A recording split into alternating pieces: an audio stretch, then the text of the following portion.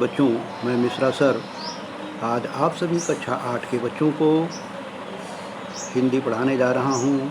तो आइए हिंदी की पुस्तक बसंत भाग 3 के पाठ 10 कामचोर खोलते हैं। प्रस्तुत पाठ में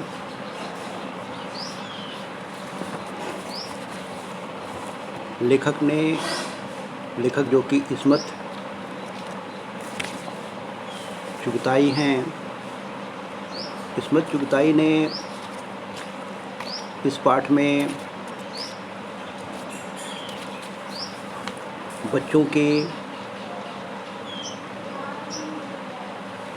आलसी होने,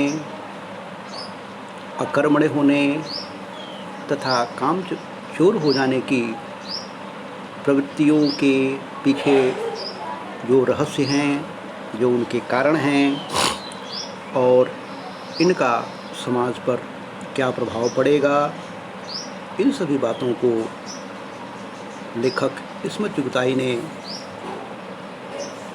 यहाँ पर वर्णित किया है। तो आइए हम पाठ के कुछ कठिन शब्दों की चर्चा करते हैं। कठिन शब्दों में यहाँ पर मैंने 20 कठिन शब्दों को लिया है, जिसमें उद्यम, दबैल, लुढ़की, तनख्वाह, फरसी, झाड़ू, बुजुर्ग, कीचड़, पतलियाँ, धींगा मुश्ती, फड़फड़ाती, लष्टम पष्टम, लुढ़काती, प्रलय, अगाड़ी पिछाड़ी, चौकन्नी, आंधी तूफान, ब्रेक, मार्शल, इस्मत चुगताई जैसे शब्दों का चयन किया है, लिख कर दिखाया है यहाँ पे।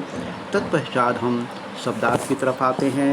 शब्दार्थ में इस पेज पर मैंने 11 और अगले पेज पर जो है 7, इस तरह से कुल मैंने 18 शब्दार्थ लिख करके आपको देखे हैं। जैसे दबैल, दब्बू, घमासान, घोर, भयानक, तनख्वाह, वेतन, पगार, फरसी, फर्श पर बिछी हुई, धुआंधार, ताबड़तोड़, धींगा मुश्ती, धक्का मुक्की, लड़ना भिड़ना, शरारत, लथपथ, सना हुआ, तर, दड़बा, मुर्गियों के रहने की जगह, मोरी, नाली या गंदे पानी की नाली। ऐसे करते हुए मैंने 18 कुछ शब्दों का यहाँ पर जो है उल्लेख किया है। आइए हम प्रश्न अभ्यास की तरफ चलते हैं। प्रश्न अभ्यास में हमने यहाँ पर पहला जो हेडिंग लिया है वो है कहानी से। कहानी से में पहला प्रश्न है, कहानी में मोटे मोटे किस काम के हैं, किन के बारे में और क्यों कहा गया है। कहानी में मोटे मोटे किस काम के हैं, यह घर के उन आलसी बच्चों के लिए है जो स्वयं अपना काम करना तो दूर, उठकर पानी भी नहीं पीते। ऐसा इसलिए कहा गया है कि वे अपने काम के लिए नौकरों पर आश्रित रहते थे और स्वयं कोई काम नहीं करना चाहते थे। अपने पिता की निगाह में वे खा कर मोटे हो रहे थे। फिर यहाँ देखिए दूसरा प्रश्न मैंने लिखा है, बच्चों के उधम मचाने के कारण घर की क्या दुर्दशा हुई। बच्चों की उधम मचाने के कारण घर की निम्नलिखित दुर्दशा हुई और इसका उल्लेख जो है मैंने 4 पॉइंटों में किया है। घर के बर्तन, तसले, बाल्टियाँ, लोटे, कटोरे टूट कर इधर उधर बिखरे थे। सारे घर की मुर्गियाँ और भेड़ इधर उधर घूम रही थीं। घर में कीचड़ हो गया था, जिसमें दरी सनकर गीली हो गई थी। जो सब्जियाँ घर में बनने वाली थीं वे कच्ची ही भेड़ों के पेट में जा चुकी।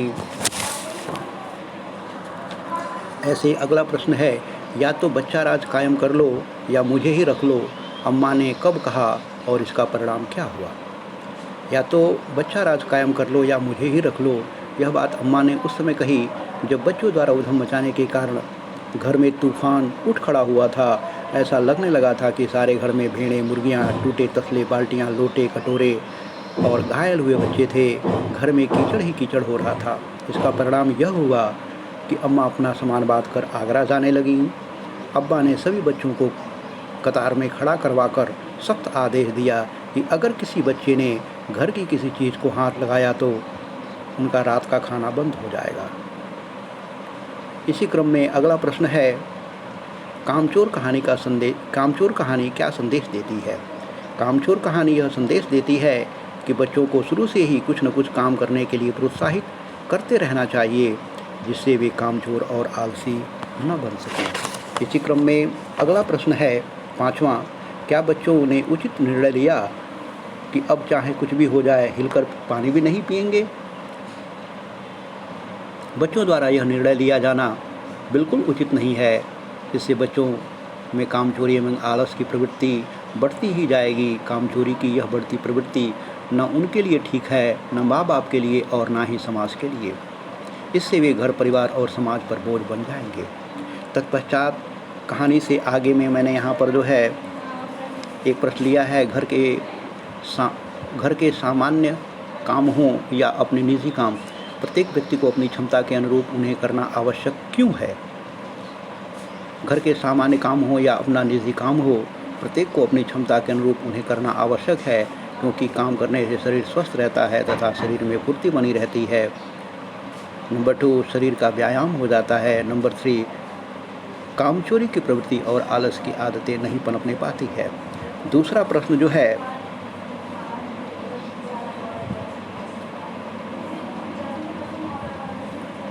यहाँ पर देखिए, दूसरा प्रश्न है, भरा पूरा परिवार कैसे सुखद बन सकता है और कैसे दुखद?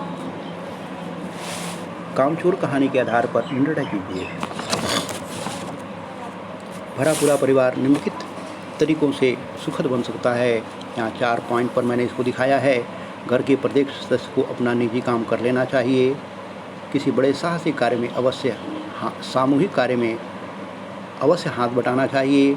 माता पिता द्वारा बताए गए कार्य को व्यवस्थित ढंग से करना चाहिए। और आखिरी पॉइंट है 4, काम करने के बहाने उधम नहीं मचाना चाहिए। अगला जो है टॉपिक है, घर का परिवार निम्नलिखित तरीकों से दुखद बन सकता है। नंबर 1, नंबर 2, नंबर 3 पॉइंट्स में इनको मैंने लिखा है। अपना काम कराने के लिए दूसरों पर आश्रित रहना, नंबर 1। नंबर 2, दिन भर पड़े पड़े आलसी एवं कामचोर होना। नंबर 3, दिए गए काम को व्यवस्थित ढंग से ना करना। ठीक है। इसके बाद 3 और 4 प्रश्न जो है, इसकी चर्चा जो है मैंने आगे की है, या गलती से मुझसे छूट गया था। तो इस टॉपिक के बाद से, अनुमान और कल्पना के बाद से मैंने इनका उल्लेख किया है 3 और 4 क्वेश्चन का। आइए अनुमान और कल्पना देखते हैं। घरेलू नौकरों को हटाने की बात किन किन परिस्थितियों में उठ सकती है, विचार कीजिए। यहाँ देखिए, मैंने 3 पॉइंट्स में इनको उल्लेख किया है। घरेलू नौकरों को हटाने की बात निम्नलिखित परिस्थितियों में उठ सकती है। यदि घर के प्रत्येक सदस्य अपना निजी काम स्वयं करना शुरू कर दें तो नौकरों को हटाने की बात हो सकती है। नंबर 2, यदि घर में आय के साधन अचानक कम हो जाएंगे तो नौकरों को हटाने की बात हो सकती है। और नंबर 3, बच्चे घर के प्रत्येक छोटे बड़े काम में हाथ बटाने लगें तो नौकरों को हटाने की बात हो सकती है। तत्पश्चात इसी क्रम में दूसरा प्रश्न है, अनुमान और कल्पना के अंतर्गत। कहानी में एक समृद्ध परिवार के उद्यमी बच्चों का चित्रण है। आपके अनुमान से उनकी आदतें क्यों बिगड़ी होंगी और आप इसके लिए क्या क्या सुझाव देना चाहेंगे? उत्तर, मेरे अनुमान से उनकी आदतें इसलिए बिगड़ी होंगी क्योंकि नंबर 1, उनकी निजी आवश्यकताएं समय की कमी के कारण माँ बाप द्वारा स्वयं पूरी न कर नौकरों के भरोसे छोड़ दी जाती होंगी। नंबर 2, बच्चों के मन में यह मनोवृत्ति पनप चुकी होगी कि उनका काम करने के लिए नौकर हैं। और नंबर 3, उनका सोचना था कि वे समृद्ध परिवार में जन्मे हैं और उनका काम करना उनकी शान के खिलाफ है।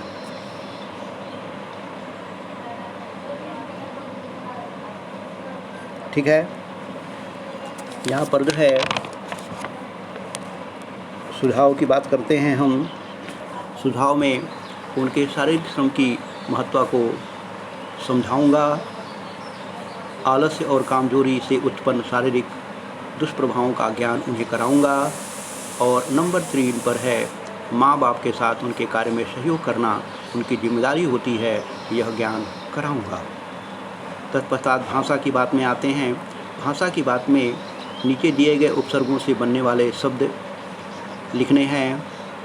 प्र, आ, भर और बद। इनसे मैंने जो है आपको जो है 3-3, 4 शब्द लिख करके दिखाए हैं। तत्पश्चात कहानी से आगे का तीसरा और चौथा जो प्रश्न था, जो छूट गया था, उसकी चर्चा मैंने यहाँ पर की है। तीसरा प्रश्न यहाँ है,